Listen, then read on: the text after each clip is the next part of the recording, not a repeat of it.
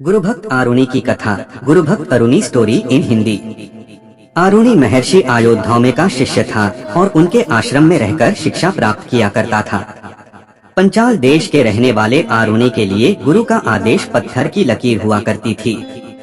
वे आज भी अपनी गुरु भक्ति और आज्ञाकारिता के कारण जाने जाते हैं। महर्षि आयोध्या के आश्रम में छात्र शिक्षा प्राप्ति के अतिरिक्त आश्रम के कार्यों और गुरु सेवा में संलग्न रहते थे। सबसे कार्य विभाजित थे। कोई कृषि कार्य करता, तो कोई पशुओं को चराने का कार्य करता, तो कोई बागवानी। सभी छात्र विभिन्न कार्यों की जिम्मेदारी उठाया करते थे। उन दिनों खेत में चावल की फसल बोई गई थी, जिसके लिए पानी की पर्याप्त मात्रा खेतों में एकत्रित होना अति आवश्यक था। सब वर्षा की बाट जोह रहे थे। एक संध्या तीव्र वर्षा प्रारंभ हो गई। आश्रम के सभी शिष्य प्रसन्न थे कि चावल की कृषि के लिए पर्याप्त पानी की व्यवस्था हो जाएगी, किंतु महर्षि आयोध्या में चिंतित थे। उन्हें भय था कि खेत की कमजोर मेड़ वर्षा की तीव्र बौछारों में टूट न जाए। ऐसा हुआ तो खेत में पानी टिक नहीं पाएगा और बिना पर्याप्त पानी के फसल बर्बाद हो जाएगी। शिष्यों में जब महर्षि आयोध्या के माथे पर चिंता की लकीरें देखी तो कारण पूछा। महर्षि ने अपनी चिंता उनके सामने व्यक्त कर दी। सभी शिष्य चिंतित हो गए, किंतु किसी की समझ में नहीं आया कि ऐसे मौसम में क्या किया जाए। उन शिष्यों में आरुणि भी था। उसने महर्षि से खेत जाकर मेड़ों को देखकर आने की आज्ञा मांगी। महर्षि ने उसे आज्ञा प्रदान करते हुए कहा, पुत्र, यदि खेत की मेड़ टूट गई हो तो उसकी मरम्मत कर देना।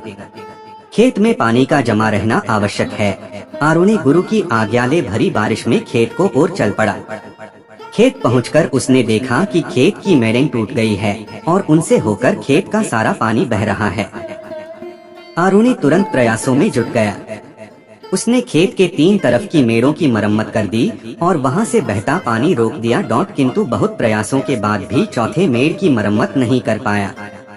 वह बार बार उस मेड़ में मिट्टी भरता, किंतु पानी के तीव्र प्रवाह के कारण वहां की मिट्टी बह जाती। बहुत प्रयासों के भी उपरांत भी जब उस मेड़ से पानी जाना बंद न हुआ तो आरुणि उस मेड़ पर लेट गया। उसके लेटने से वह स्थान बंद हो गया और वहां से पानी का बहाव रुक गया। आरुणि यूं ही भोर तक बारिश में भीगता उस मेड़ पर लेटा रहा। इधर जब भोर होने तक आरुणि आश्रम नहीं लौटा तो महर्षि आयोध्या में कुछ शिष्यों को लेकर खेत पहुँचे। वहां उन्होंने आरुणि को खेत की मेड़ पर लेटा हुआ पाया।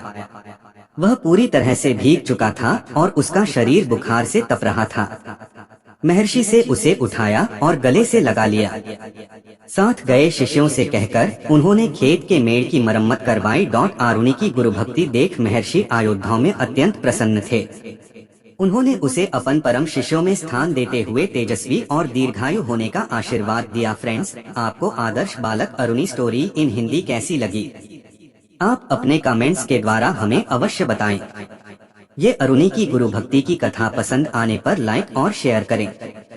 ऐसे वीडियो देखने के लिए हमारे चैनल को लाइक सब्सक्राइब जरूर करें। शायद एक दीवाना।